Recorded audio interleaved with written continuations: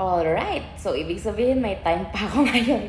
So, ayan, let's talk about who you are. So, this is the next questions from this edition. So, it's a book, it's a journal edition. So, siguro medyo marami ako ma-upload nito. At ito na yung content ko, guys! So, nag-iisip kasi ako ng content, whether it's a short video or a long video, it's okay. Yun nga lang, sabi ko hindi ako masyadong mag-edit, diba? So, yun.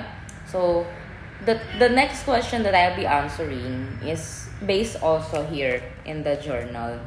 So, yan, tatlo na yan. So, nalog-log yung mga stickers. Actually, nung binili ko to, it's a 550 pesos sa Maker's Cafe. So, I think in Timog siya eh. So, first time ko doon. Tapos, yun nga, very cozy kasi nag-work ako sa mga cafe. So, hindi naman ako work from home, pero parang mixed kasi siya. So, ayun, there is freebie, yung mga ganito. Ayan. And then, parang ito. And then, ito. Tapos, thank you card. Yan. Tapos, ito, this means a lot to me. Sana nababasa, no? You are enough. Guys, if you're watching this, you are enough, okay? Huwag mo isipin na you're worthless, you're not enough, you're not doing any good in life. So, well, dumarating naman tayo dyan. So, ito pa isa. Pero, siguro, yun nga eh, kailangan natin maging strong, diba? Maging strong sa iba't ibang aspect of life. Isipin natin, bakit ba tayo bumabangon? Totoo yun eh, kanino ka ba bumabangon? So, yan, it's magto 2 minutes na akong dumadakdak. Di ko pa nasasagot yung tanong. Anyway, so, ayun. Ang sabi dito sa next page is, let's talk about who you are. Kapag yun yung naririnig ko, parang nasishay ako na parang, paano ba natin pag-uusapan yung sarili ko? So, ayun. So, do you really know yourself? So, I guess I can answer this na, yes, I know, but I'm not sure kung 100% kung kilala yung sarili ko. But definitely, mas mataas sa 50%. So, yeah, I can answer this na, yes, I do know myself. So, you can also answer these questions on the comment below, guys. So, don't forget to comment, like, or whatever, share. So, this one is a way of doing parang maiba naman kasi alam mo yung gusto kong makahinga in my everyday life. So, I'm doing this one. So, kapag ito pa rin yung damit ko, ibig sabihin, isang araw ko lang ginawa yung mga videos ko. Anyway, so, how is your physical health? So, backstory lang. I love playing badminton. So, when I was in high school, my ex, tawag ito, inano niya to, parang, inintroduce niya talaga na parang maglaro kami ng badminton, and then yung friends niya, yung friends ko, so magkasama, ganyan.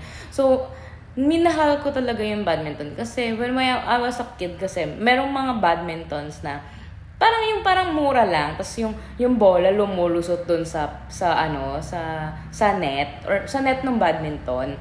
Tapos, syempre, parang ang saya. Parang feeling ko yun yung pinakamadaling hobby or sports na pwede kong gawin. So, yun, backstory, na-introduce siya sa akin, and then tinuloy-tuloy ko siya until nung nag-work ako, nakakapag-badminton ako. Pero this time, siguro mga 3 years na akong hindi nakakapag-badminton. So, going back dun sa question, no, how is your physical health? Hindi ko masabi na okay ako eh. Na parang whole body, whole physical health ko is very good. So, syempre nung nagbuntis tayo, diba? Nung nagbuntis ako kay Baby Zeke, I was diagnosed with tawag dito, yung mataas yung sugar. So, nag-i-insulin ako habang buntis ako. So, I don't know. Kasi, diba, it's not physically healthy. Diba? So, ayun. Pero ngayon, nag-stop na ako for the insulin. Kasi, hindi naman na siya sinabi ng doctor na I need to continue. So, yun. Sabi lang niya, sige. Pero, I think dapat bumalik ako to check. Diba? So, So, next one, the question is, how is your mental health? Ito medyo mabigat kasi paano mo ba i-measure yung mental health mo? If you're okay, if you're not okay, or if you're in the middle, diba? So, I guess yung mental health ko, masabi ko 50-50. 50-50 in a way na 50, I think, okay.